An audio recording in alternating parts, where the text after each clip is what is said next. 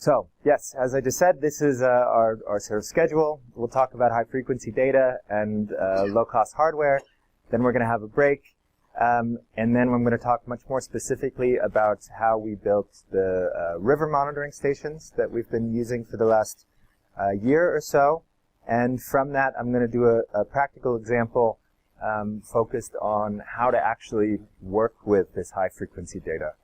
It's a very different thing to work with monthly satellite data like we did yesterday versus data that comes in every second.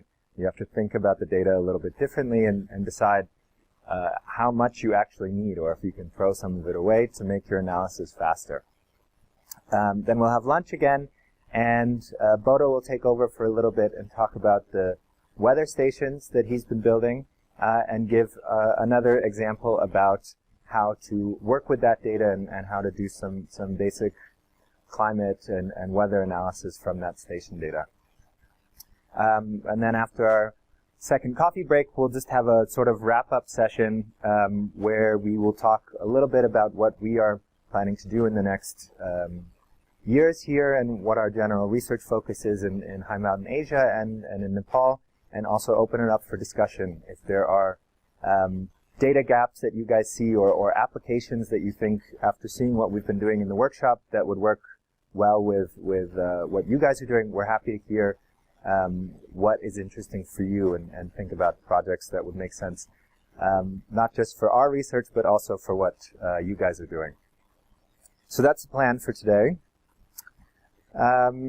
So let's get right into it. What is high-frequency data? It's sort of a hard question to answer, right? If you think about, this is the exact same photo or the image that we made yesterday from the long-term monthly rainfall data. So this is about 500 values and 45 years. So you could say this is high frequency because you have data more than once a year, or you could say this is rather low frequency because you don't have data every day. This is definitely better than having some sort of annual or decadal or even 100-year data that you might have in these long-term climate records. But it's certainly less frequent than you can get if you have your own station.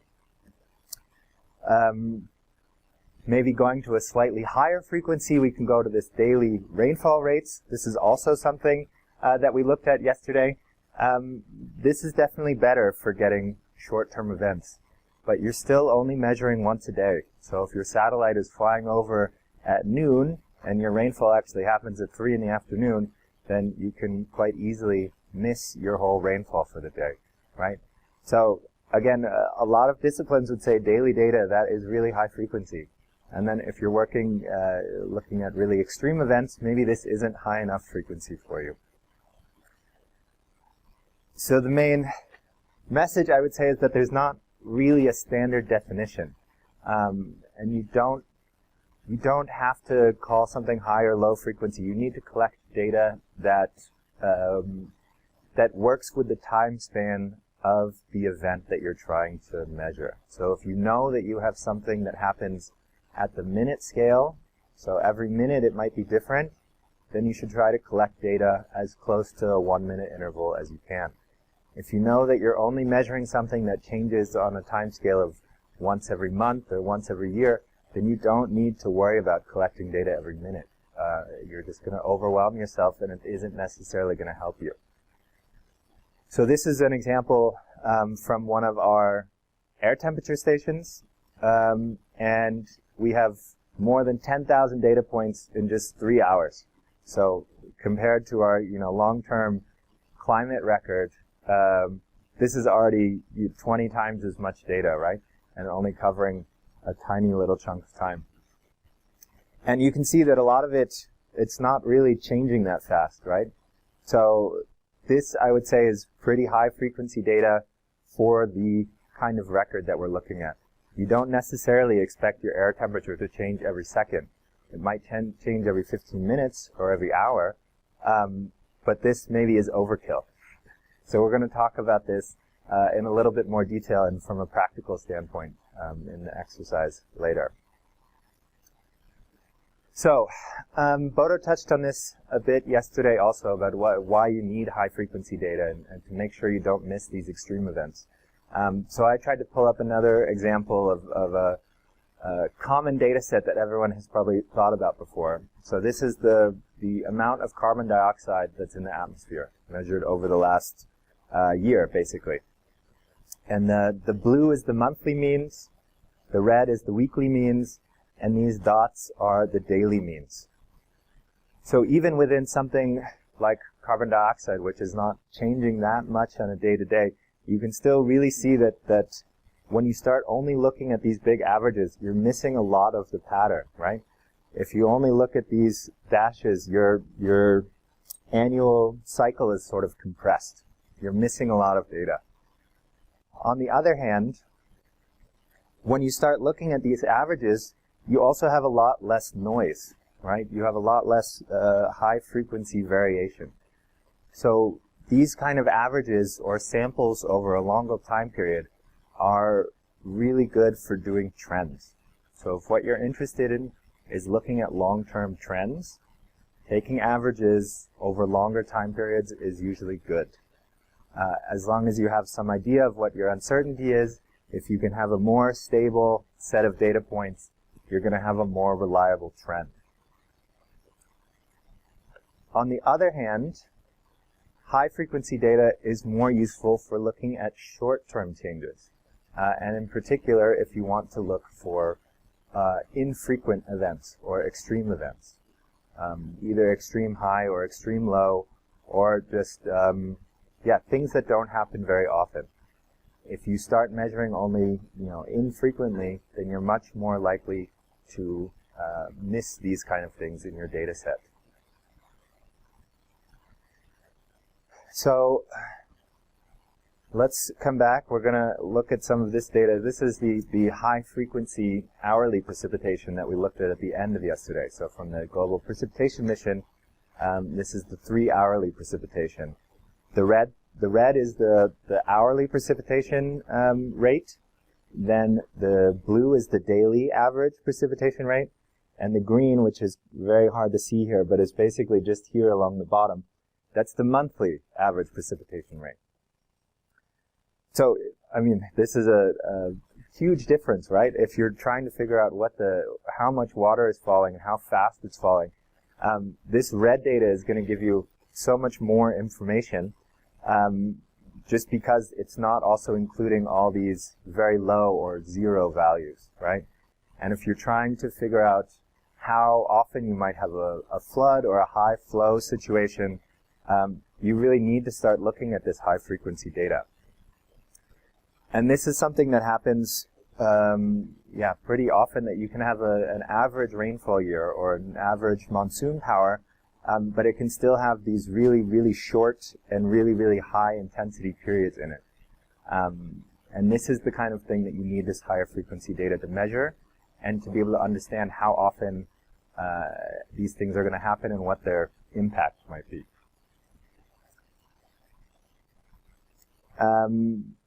I just thought I'd put another extreme event thing up, or example up here that is something that you guys are probably familiar with here in Nepal, these glacial lake outburst floods. So if you're doing some sort of monitoring on a catchment where there might be an outburst flood, and you only measure something once a day or once a month, it's not hard to miss these really, really fast events. You can have the flood come through in only an hour or two, right? And if you don't know that historically there's been this kind of big flood, you're going to make very different decisions about where you should put a road, where you should put a bridge, what kind of hydropower you can site, right? So understanding the possibility of these rapid changes is also very important. And this then also plays into the frequency of these events. So it's not just, high frequency data is not just about knowing how big these things can be, how extreme these high and low events can be as compared to an average, but it's also about knowing how often they happen, right? If you, I guess, let's see what my next slide is. Yes. So I don't know if this is, some of you who are hydrologists have maybe seen such a chart. If you look at a long-term peak flow and you do a basically figuring out what your 100-year flood is or your 20-year flood is, to try to figure out how often you're going to have high average and low discharge, and how often you might have these really extreme discharges. These are always based on historical data. And if you miss some of these really big events in your historical data, then your estimate of how often you have these big floods is going to be very different. So again, for looking at long-term trends and for some fields, getting these averages is fine. But for a lot of times, you also need to know these high and low extremes. So all of you who work in hydropower are probably more familiar with this than I am, right? You don't just design for the average flow. You also design for how often you have low flow and how often you have to deal with really high flow. And this is something that comes out by having higher frequency data.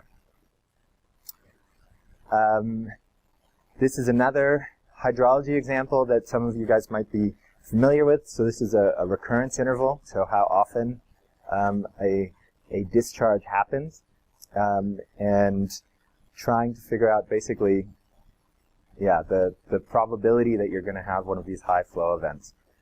And to actually accurately make this relationship, right, you need to have, it's not hard to have many of these low discharge or sort of average discharge. You have a lot of events in here, but you don't have very many of these. And if you don't have the high frequency data, this sort of, the slope of this line, the relationship between discharge and how often that discharge happens is very hard to determine.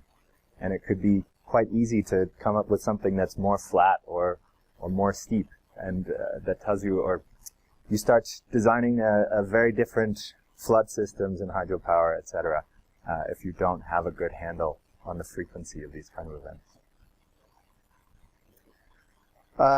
One more example from landslides. So this is something that Bodo also talked about. This is the difference, or not the difference, the relationship between the rainfall intensity and the rainfall duration. And all these black dots are big landslides. So this is something that you look at for how these big landslides can be triggered during big rainfall events.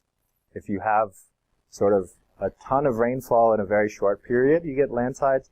But if you have a lot of rainfall, but it takes a really long time for it to fall, it's a lot less likely to be a problem, right? So there's this relationship between these two, and you can have sort of safer zones and less safe zones. But again, this all depends on having a good estimate of how much rain fell in these short periods of time and how intense it actually was. So, I guess this is pretty much what I've been saying over and over, that you can, if you're only using daily data, you can really only find daily extremes. So you won't be able to find these hourly or minute scale extreme events. So rapid floods, things like that. And to get a better understanding of this kind of short-term extreme event, it's really important to have data at that time scale. So you need this higher frequency data if you want to measure these high frequency events. Here's another example from one of our data sets. This is river surface temperature. And this is my raw 1 second data, and this is my daily average, right, the red dots. So if you're if you're a fish and you're trying to figure out, you know, am I going to be okay, or is it going to be too hot or too cold, and you just look at sort of the daily average, right? And maybe this is less of a thing that they do in these big mountain rivers, but it's certainly something that you worry about in the lower and the bigger rivers, right? It gets too hot, the fish start dying or hiding, and they're away from the fishermen. And if you're only basing your analysis of what's going to happen to the river on these daily averages, you miss these huge peaks and these dips, right? And those can be just as important over a period of, 5 or 6 hours. It can get really hot, very far away from your daily average temperature. So, those are all the nice things about working with higher frequency data. But I should also, of course, mention some of the reasons why we don't always collect such high frequency data. when you're logging sort of from like a data logger or something like that, and you have more data, of course you have to have more space to store it.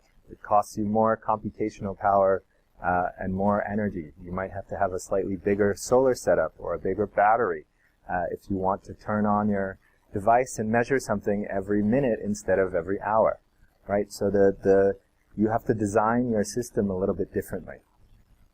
On the other end, when you start processing data, you have to think about your data a bit differently. You can't always just open a small file and do some analysis. If your file starts being 5 or 6 gigabytes of data, you have to really start thinking about what's the best way to process this. And you need to think about your analysis strategy differently too. And finally, it's not always necessary, right? If you know that something doesn't change very quickly, then it doesn't matter if you only measure it, every hour. I think probably air temperature is a good example of this. It's not going to change every second.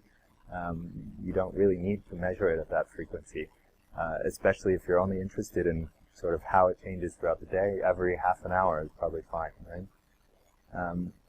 We're going to look a little bit more in detail at this in the afternoon as well.